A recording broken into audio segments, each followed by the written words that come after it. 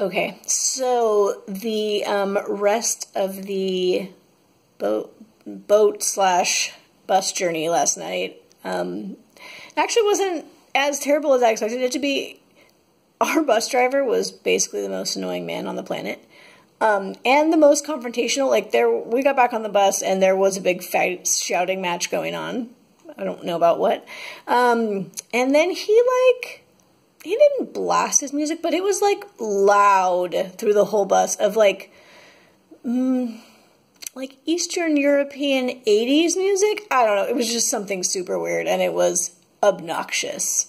I'm guessing that's what the fighting match was about. So anyway, it was annoying, but I actually slept pretty well. So we survived. We made it here.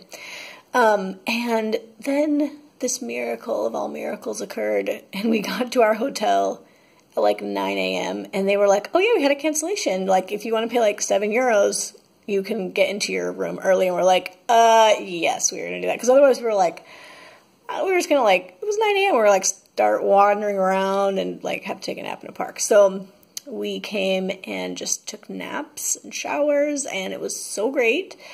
And then kind of walked around this little neighborhood. We're staying in Zaandam, which is just outside of Amsterdam. So we kind of walked around and looked at all the shops right by where we are. And then after we did that, we took the train into town. And at first, when we were out at our little neighborhood here, we're like, oh my gosh, this is so cute and so charming. And then we got in Amsterdam and we're like, what? Like, what were we thinking? Like, Amsterdam itself is like so dreamy. So dreamy. I was here like 11 years ago, and so I was like, I've been to Amsterdam, you know, but I'm like, oh my gosh, this is amazing. So we went to this little district called the Nine Sisters, Nine Streets, something like that. Anyway, it's this little area where they have kind of like lots of independent artists or local people or whatever that have little shops that sell their stuff. So Lauren was in her version of Disneyland. And everything was beautiful. So many pretty things. And just all like kind of unique, interesting things. And the shops were all just really cute and pretty. And the streets were beautiful. And oh my gosh, just couldn't take enough pictures. So we just walked around some of the shops for a little bit on our way to the Anne Frank house.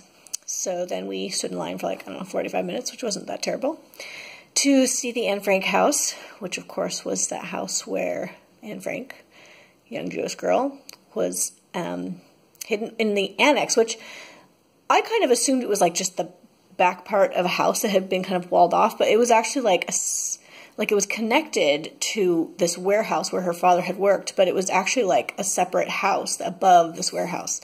But it could be blocked off. There was like this one passageway that led to the annex, but you know, one of the guys there just built a bookcase that opened, and then they could go behind there.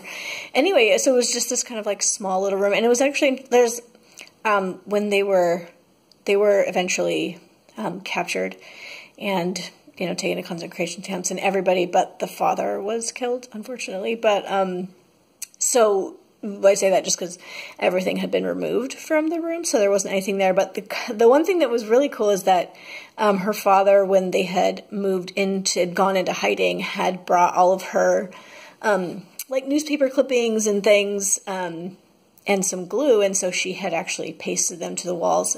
So she's like, this is really normal teenage girl, and so she had, you know, pictures of glamorous people, and I don't know, just like these clippings and postcards, and just I mean, I did that as a kid, you know, like put up little pictures all over my wall of things that I liked, and she had done that too. So those things were still pasted to the walls, which was kind of cool to see that.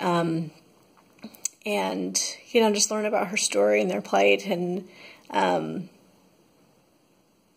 yeah, so it left me some, like, good things to think about in this tumultuous world we live in now. Like, what's my responsibility to, like, how can I, you know, do something with the things that I learned from that place. So it was, you know, a harrowing story, but they had made it into kind of a positive experience, and it was really cool. So we got to go there.